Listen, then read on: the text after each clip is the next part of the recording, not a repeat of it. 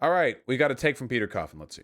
Peter Coffin says, the fact we can't have a left that talks like this is why we lose. Okay? And he links to Tucker Carlson. Now, hold on. Let's listen to Tucker Carlson. Pullman, I want to begin this show with a single image. Now, the image doesn't tell you who's going to win or lose tomorrow. Instead, it's a metaphor for the election itself and for the moment that we're living in and will continue to live in. The picture is from a town called Butler, Pennsylvania. It's 35 miles from Butler. The president held a rally there over the weekend. Butler's like a lot of places you'll find in this country once you head inland from the coasts. It's a former industrial town. They made Pullman rail cars there for many years. Okay. But it's been losing population for decades. There's still a lot of nice people in Butler. For 60 grand, you can buy a decent house there. It's a place you might be happy in. But our professional class is not impressed by Butler. They don't consider Butler, Pennsylvania, or places like it, the future. Well, it's objectively not... Okay, wait, hold on. I don't know what he means by our professional class, Mr. Multimillionaire heiress, fucking Ron Swanson. But when it comes to, like, the future of our American economy, it is objectively the case that the Rust Belt is not it. Like, obviously. Oh my God, is Peter Coffin going to embrace this, like, hardcore populist, rural towns? You're wrong, rural towns are the future as more people start to work remotely. No. Oh God, no. Oh God. People, what? No. Hold on. Okay, we need to have a talk. Are you guys ready for the talk? It's time for us to have the talk, okay? Are you guys ready for it? You guys are ready for it, okay? All right, everyone needs to get ready for it, okay? Whether you guys like it or not, it is objectively the case that the future of this country is in cities. The reason why is because we have a service economy, and service economies, that is to say economies where the industrial needs of the population are handled either automatically or from other countries, service economies rely on tight networks of high population density areas, which allow for people to interact with the greatest possible frequency. The problem right now is that in the Rust Belt, we have all these dying towns because industrial manufacturing has mostly left America. This is not inherently a bad thing. In fact, this is, I'm forgetting the proper term right now. This is a product of essentially inevitable economic forces. What we should do is we should learn to make smaller communities in America efficient, integrated, and a part of the modern world. But we should not act as though the development of small-town America is the product of some sort of nefarious scheme by the elites to fuck over the little guy. This would have happened anyway. Absolutely, this would have happened anyway. Now, the fact that we haven't done more for small-town America is a product in large part of classism and of city bias when it comes to economic development.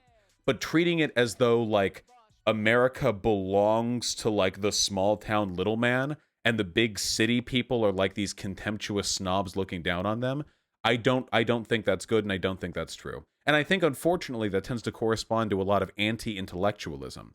This is so obvious, though. Doesn't everyone know this? No. There are a lot of lefties. Hold on. Mahoga Sawa. You gotta chill. You're getting banned, dude. Holy shit. You're malding as fuck. There are a lot of cities. Fuck, what was I saying? I really do have a fish brain. My God.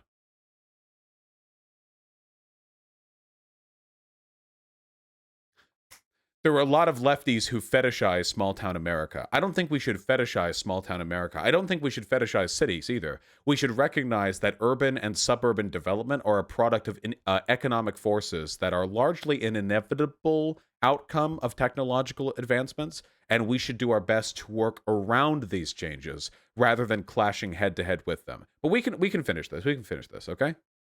Yeah. Oh, yeah. One other thing, by the way. A lot of... Here. Oh, wait. Oh, yeah, you're right. Thank you for giving me the opportunity to remember the hot take, by the way. Here's a good test to see if the leftist you're talking to is probably a racist. If when they think of working class, they think of white coal miner, they're probably a racist. I think sometimes I get this vibe from Amber with Chapo Trap House, okay? The majority of the working class in this country has not historically and contemporarily been fucking Appalachian coal miners. It has been people of color working in inner cities, okay? So when you think of the working class and you go to think of like the Rust Belt or Appalachia or whatever, not to say those people aren't working class, okay? But when that's like what you think of when you think of the working class, that is a very, very indicative of a bias, you know? I generally think of fast food workers. Yeah, I do too. Fast food workers are the modern day working class. Why is crime higher in cities than suburbs? Because there are more people packed together in cities. Also tend to be a lot more poor people. What do we define working class as? Well, as a Marxist, working class would be just like just the proletariat. But usually when people say working class in the context of like the poor working class or like the rural poor, we mean generally people who are, not part of the labor aristocracy either. Hold on. To them, places like Butler are embarrassing relics of a past best forgotten. The men of Butler may have built this country, and they did, but they mean nothing to our leaders now. Why is poverty higher in cities? It's not. There are rural counties that have significantly higher poverty than cities. Do you mean why are there more poor people in cities? Because there are more people in cities. You can be certain of that because when large numbers of people in Butler started killing themselves with narcotics, no one in Washington or New York or Los Angeles said a word about it. And so it continued. There have now been so many opioid deaths in Butler that a few years ago, residents built an overdose memorial in the middle of town. Jesus. MSNBC didn't cover that. So given... What do you mean MSNBC didn't cover that? Did Fox News cover that? I'm sorry, wait, did Fox News cover that?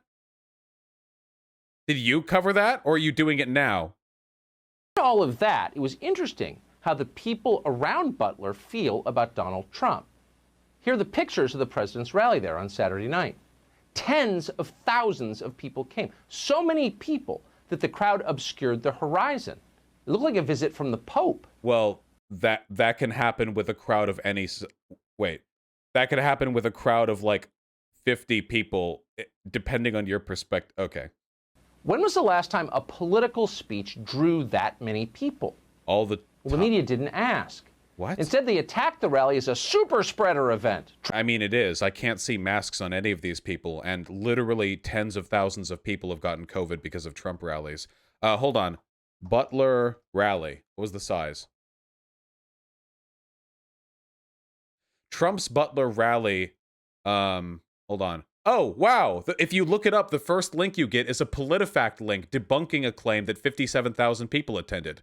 No shit, that's not 57,000 fucking people. Jesus Christ. One Facebook post claims that the Trump rally held in Pennsylvania on Halloween had a crowd of nearly 60,000, which would make it Trump's largest rally either. Thousands of supporters attended the event north of Pittsburgh, but we found no evidence the number is as high as the post claims. No official attendance number has been released, but the Penn Township Police Department told us officers at the event estimated around 15,000 people. Wow, that's less people than showed up at the Bernie rally at the Tacoma Dome that I went to earlier this year. The Butler Eagle, the county's daily newspaper, reported that more than 10,000 people showed up. Yeah, about 15,000. Yeah, okay. Then they just made up the number 57,000. And here's Tucker Carlson claiming that it was the largest Trump rally ever. Yeah, there are more people watching this stream right now than were present at that rally. Sorry, Trump. Sorry, Tucker. Trump endangers thousands in Pennsylvania. True. Okay, we'll leave the epidemiology to CNN. But the question still hung in the air. What does that mean? Leave the epidemiology to CNN? Like it's some sort of fake science that's like saying leave the astrology to the Tinder, the TikTok witches or something. Why did all those people come? Why? They must have known that Donald Trump is the most evil man who's ever lived. Oh my God, dude. Republicans are such whiny fucking bitches. Oh my fucking God. They're such babies. They're such fucking narcissistic little crybabies, dude. Why'd you say...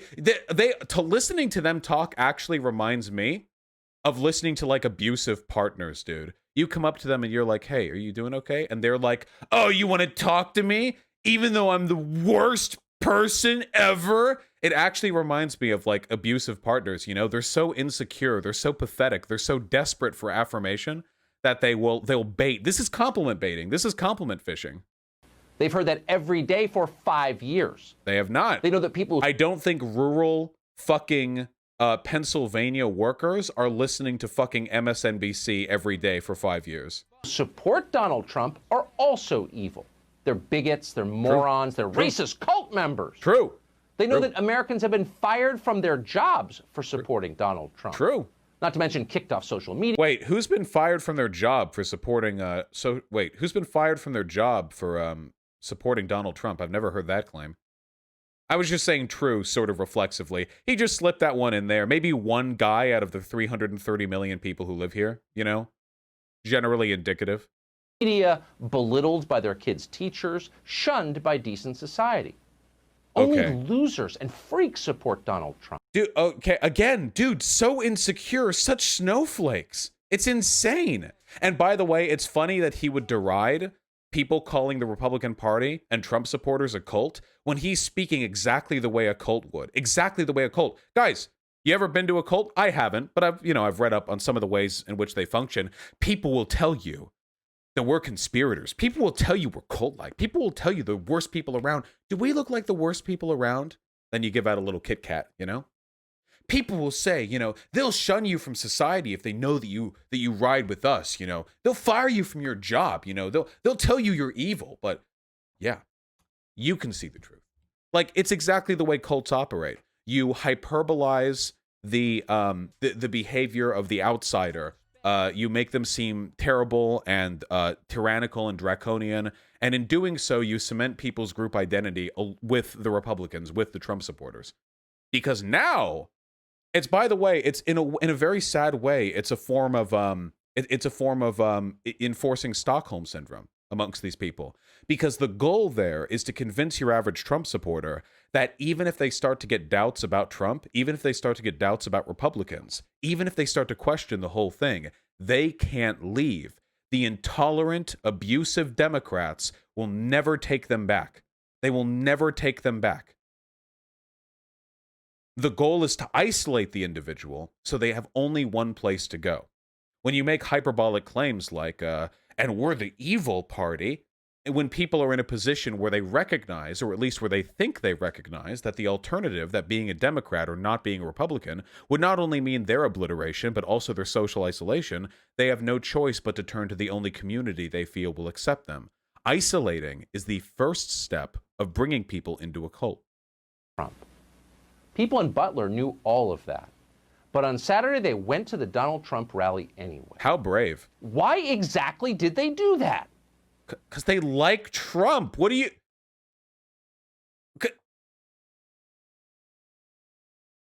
How hard can you drag the rhetorical question? Because they like Trump?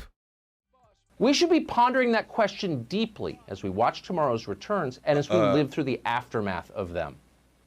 Millions of Americans sincerely love Donald Trump. Yeah, they love him in spite of everything they've heard. They love him often in spite of himself. They're not deluded. They know exactly who Trump is. They love him anyway. They love Donald Trump. This is a very weird way of talking about a president, by the way. This is not a normal way of talking about a president. By the way, speaking of cult language, this is not a normal way. Literally 2 minutes ago, they'll say you're a part of a cult. Now, you love Trump, don't you, people? You love him in spite of him. You love him because of him. You love him anyway, don't you? Yeah, this is not normal behavior here. Because no one else loves them.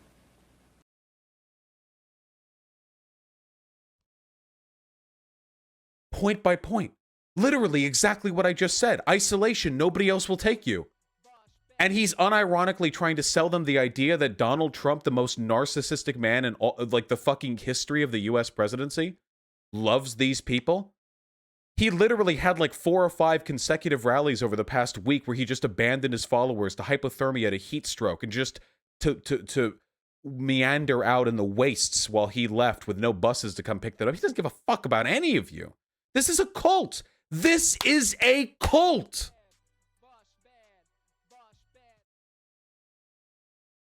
I just can't believe he would have the audacity of making fun of the idea that this is a cult when he engages in this behavior immediately afterwards. Yeah, is this what Peter Coffin wants? Is this the language that Peter Coffin wants from our Democratic leaders? I guess maybe this is the sort of stuff that people like Peter Coffin want. They want dear leaders. They just want ones that are waving hammers and sickles. I don't know. The country they built, the country their ancestors fought for over hundreds of years, has left them to die in their unfashionable little towns, mocked and despised by the sneering half-wits with finance degrees but no actual skills. Coming from Tucker Carlson. Wait, I'm sorry again. The heir to the Swanson food family, multimillionaire who simps for billionaires, who has openly said that when he picks a candidate to support, he never picks the idealist, he always picks the corrupt one, who said that he'll do anything the billionaires who pay him his checks tell him to do. Murdoch's little bitch, Tucker Carlson, the fucking boot boy of the establishment, unironically trying to pretend that he's looking out for the fucking common man. Who seem to run everything all of a sudden. Whatever Donald Trump's faults, he is better than the rest of the people in charge. At least he doesn't hate them for their weakness. What the fuck does that mean? Hate them for their weak...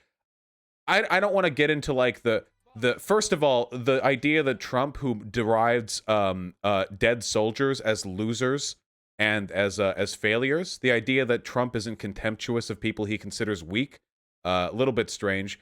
Second of all, again, this is such on-the-nose fascist propaganda here. The idea that the collective will, the struggle for strength, is one that you must overcome, like the elite, the coastal elite. This is yeah, this is unbelievably unhinged stuff. But most popular TV commentator, you know? Donald Trump, in other words, is and has always been a living indictment of the people who run this country. As a billionaire who cheats on his taxes, was friends with a fuck ton of East Coast elites before he became president, and has done nothing but empower corporate power since he became president. He literally runs the country. He immediately got along with all of the neocons. The entire Republican Party fell in line, and he does absolutely nothing to meaningfully challenge corporate power. That was true 4 years ago, when Trump came out of nowhere to win the presidency, and it's every bit as true right now.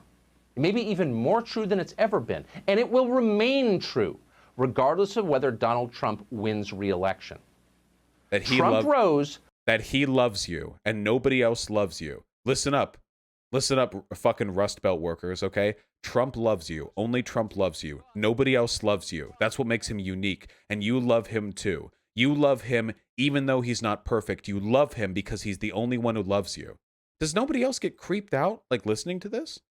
I know you guys who are watching do, but I just can't imagine there's like a strong base of Republicans who watch this and who don't get a little chill running down their spine as these multimillionaires coo soft words into your ear. Fox News didn't used to be like this. Fox News used to just be like jingoistic blonde people yelling into a microphone about how Saddam Hussein needed to be taken down a peg. This weird, creepy cult shit, this is a new direction, and that is very scary. And the fact that there are people who are actually falling for this shit, not good. Because they failed. It's as simple as that. If the people in charge had done a halfway decent job with the country they inherited, if they'd cared about anything other than themselves, even for just a moment, Donald Trump would still be hosting Celebrity Apprentice. But they didn't. What? Instead, they were incompetent. I like this too. This is the narrative. This is the narrative that Donald Trump never wanted to be the president. And the only reason that he became the president was to become the savior of America. This is like some QAnon boomer shit right here, like some Facebook meme shit. But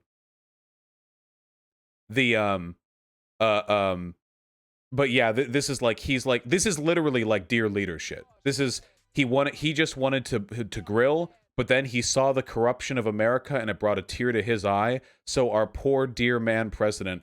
He had no choice but to get up and to become the president of the United States of America. And narcissistic and cruel and relentlessly dishonest. They wrecked what they didn't build. They lied about it. They hurt anyone who told the truth about what they were doing. That's true. We watched. America is still a great country. The best. I get a citation on that? We're just going to vaguely say, I don't even know. He's being so vague, I don't even know what he's referring to here. Best in the world. But our ruling class is disgusting. A vote for Trump is a vote against them. That's what's going on in that picture. That's what's going on in this country. I'm pretty sure that if Tucker Carlson went up to your average Republican with a glass full of fucking Kool-Aid, they would drink it. They would just take it. They would drink it. You know what this reminds me of? This reminds me of something Soviet. And I'm not doing some both sides stuff. I don't really think anyone in my audience believes that Stalin was a left-leaning character. But it's something that he did too. This narrative that Donald Trump didn't want to be president, but he had to be to save the people. This is something they did with Joe Stalin as well. You know, the other Joe. The gist of it was essentially that several times they did this theater. Stalin would attempt to step down as, supreme leader. And then, the council, they would say, no, we need you. Stalin, we need you. And then Stalin would go, oh, okay. Okay. All right. You need me. I want to retire to a farm, but I'll stay. Yeah, they did the same shit with Hitler too. It's just a very, very common trope. It's an extremely common trope. The idea is that it's a way of downplaying the excessive brutality of a leader. You indicate to them they're not power thirsty, they're not power hungry, they're not voracious tyrant. They're reluctant to be in power. Yeah, Caesar rejecting the crown. Yeah. Authoritarians do this time and time and time again because it makes it look as though they're not actually power hungry, even though Donald Trump says he wants to win. Even though Donald Trump has literally said that he wants a third term because he feels his first term doesn't count because of the Russiagate investigation. This guy isn't power hungry. Yeah. This thing where you turn down the power, or in Trump's case, because we live in a democracy, if he turned down the power, he actually would turn it down. Because if he resigned, then he resigned. So he can't do that. Instead, rather than him saying it, his fans have to make up this narrative about him. They have to make up this narrative that he's this reluctant leader. And on him, they impose the same narrative that the old tyrants imposed. But the saddest thing is, at least with the old tyrants, they were the ones to do it. For Trump, they're making it up for him. The Trump supporters are so desperate for tyranny, so desperate to live under that boot, so desperate to live in that cult, that they are making the narrative up, making the justification up for Trump. They're doing it for him.